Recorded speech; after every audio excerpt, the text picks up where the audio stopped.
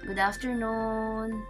It's me, Pretty Me 20. Sobrang tagal nang hindi ako active sa mga live sa YouTube pero nag-upload pa rin ako ng videos. Salamat sa lahat ng sumusuporta hanggang ngayon. Walang sawang nanood sa walang kwenta kong videos. At saka alam niyo na yun, pag may time ako, di ba? Sumisili pa rin ako sa mga bahay. Hindi na nga lang ako nakakanood ng live. Busy sa school, nagkasakit, tsaka busy ako sa business ko sa Airbnb at saka sa Agoda. Dalawa na kasi yung inaasikaso ko tapos laging puyat na dahil everyday maaga yung school ni Juju. Kadalasan nag-aantay na ako doon from 4:30 a.m. or 5 a.m. gumigising na ako doon hanggang uwian na ako. Uwian kasi nila is 1:50. Ganun everyday ang aking routine kaya sobrang pagod. Salamat sa lahat. Salamat sa walang sawang pagsuporta. Thank you so much, guys. God bless. Mwah.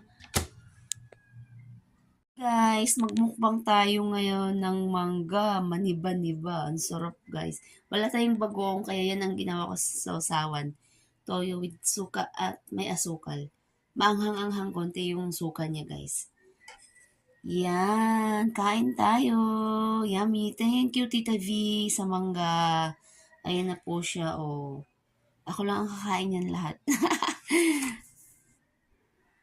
Let's eat. Medyo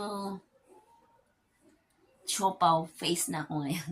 Hindi na talaga ako nakapag-exercise since, ewan po ilang buwan na. Pero,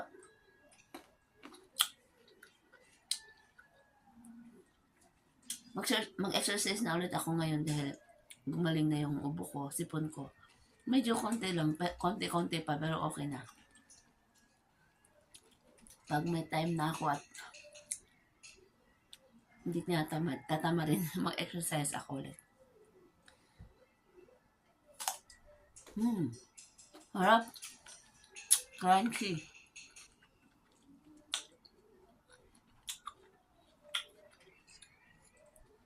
Wala tayong bagoong kaya suka, toyo at may sugar yung kasawan ko.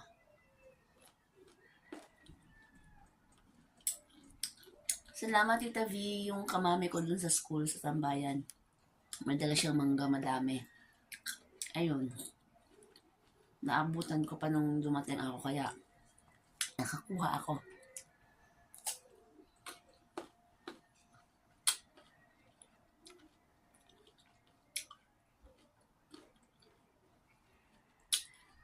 Nasim.